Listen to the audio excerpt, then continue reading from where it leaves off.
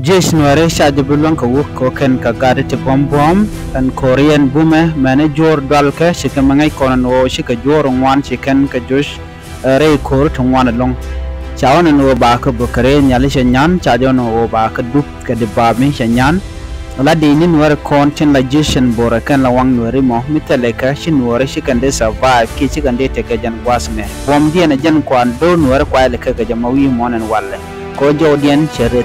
jarat ping wa dang wan dia lui mon ke lu ko bom dana bum ke buka ke ne de tel meti dit tel kantinom ni ki tel kare nyala dindo ngo de shun kan kel ko de kan dorien de kan gang en wer wai ami e jin mu bum bum mi tel ja dor mi chara latin no konti gwata me moje ne ka yo ko ne kormater kan lara ma jen dorien ko shebu jeno na kan wari ene ti gur ga jen wo ban wer ba ka pat jen bor la de wo ban wer ba ka gang shirga mangai kono la dore shal ke ber shuluk kan dore shal ke murle la kan awon no de kan nuare de kan kayong jejen bor la jeno bane to tor ba ko jo gwan ken dial no na mo agenda na la jejen bor an tamna shi kono no bana chon kel dum do te kon ke tum wanda ta go kon ne den ta go kon ken ni kon te la kwa nuare ki politician den kon te lat ken jedi ne ka shi kan goro be willa de ka jejen bor la de no wojika chelat ne jideka ajan ku yan nena tama wingmon ke liu ke jan ne ka gwade da ne chikor meje to cha de wono no ba kon dismantle ke ba kon ne ke ba kon bat cha ken cha kon no ngam bat kon ka nga me cha kon no ko ba kon bat kwide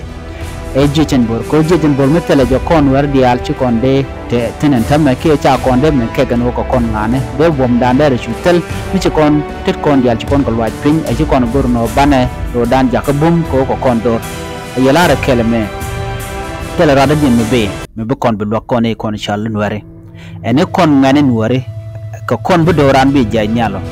tele rada din me ben me la ja gujin wote rada din me ben me be doran me be je janyal be kon be jogo no development ne ki che kurun che jater to aje gujin rada din je me ben ba koran beter ene kon pan kon ga nuare tin chalo din pado be shonkel kan nuare kel ke je jambor ko gwan nuare dial mo wana rodan mat doran beriang de beben ka bete piti go bete kon mugam bacham bete ke shari duel gori no bete ne ke duel wal telembe dakon ti dial bu geten ba wedan ba shulat duno mete kore daklan shi kodan matkel la rab bedian la joram bedian la jate we ko sheb gorne beling ka logran logo bete ke mat ya ngai tan wone na ti doran te bo wonya bat kel mo gwalong antem o jechen bor teleje ka ti dialati la shunken kel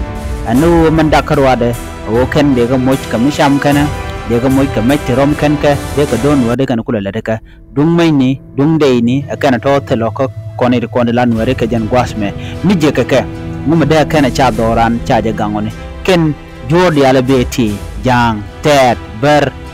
sholo ala shuluk kana jori ala kon ken je Uganda tin jor kan obin ware benak mere kon ka mai changaran te shore che de non mun ware so ko kuje mo chane goro no bana chonkel ko be kon jitar ban ka kule joj janana gore de lariya ename ban je ko mutatia